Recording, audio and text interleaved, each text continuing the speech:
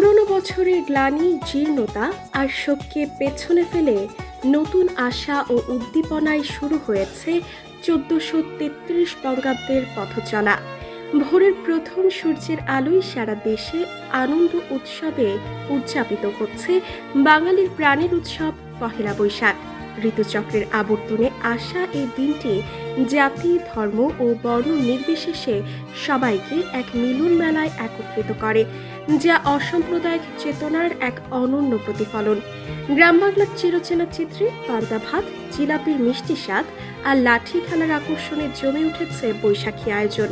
তেমনই এক প্রাণবন্ত আয়োজন দেখা গেছে রাজশাহীর বাঘা উপজেলার বাউসা ইউনিয়নের ছোট্ট গ্রাম পীরগাছায়, যেখানে প্রায় ১৫০ বছর ধরে অনুষ্ঠিত হয়ে আসছে ঐতিহ্যবাহী বৈশাখী মেলা।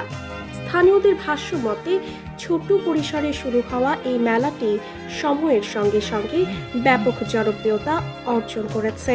এবছর আয়োজন করা হয়েছে ৩ দিনব্যাপী বর্ণিল কর্মসূচি। প্রথম দিনে পতাকা উত্তোলনের মধ্য দিয়ে দিনের কর্মসূচি শুরু হয়। পরে বৈশাখী র্যালি, পান্তা ভাত পরিবেশন এবং শিশুদের বিভিন্ন খেলাধুলা।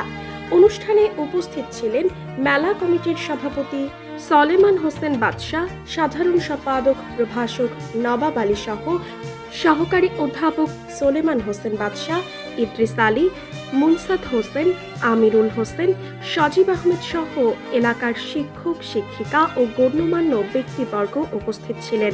পীরগাছা সরকারি প্রাথমিক বিদ্যালয় মাঠে প্রতি বছরের ন্যায় এবারও আমরা মেলার আয়োজন করেছি। আমাদের সার্বিক যত রকম প্রস্তুতি প্রায় শেষ। আমাদের অনেক অভিভাবক আছে, অনেকেই এখানে আসতে চেয়েছেন। সবার কাছে আমার আবদার যেন এই মেলাটা আমরা সুষ্ঠুভাবে এটা শেষ করতে পারি। মেলা কমিটির সাধারণ সম্পাদক প্রভাষক নবাব আলী জানান, আমাদের এই মেলা প্রায় ১৫০ বছর ধরে অনুষ্ঠিত হয়ে আসছে। এই উপলক্ষে এলাকার মানুষ, এমনকি বাইরে কর্মরত ব্যক্তিরাও মেলার টানে গ্রামে ফিরে আসেন। আমাদের মুরব্বীদের কাছ থেকে যেটুকুন শুনেছি সেই অনুযায়ী আমাদের যে সময় প্রায় ১৫০ পেরিয়ে এবার ১৫১তম বর্ষবরণ উৎসব উদযাপিত হচ্ছে।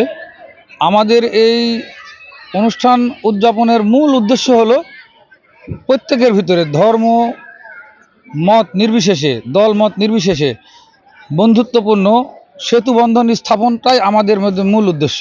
মেলায় অংশ নিতে পেরে খুশি ছোট ছোট শিশুরা। পান্তা ভাত খাওয়ার আনন্দে তাদের উচ্ছ্বাস ছিল চোখে পড়ার মতো।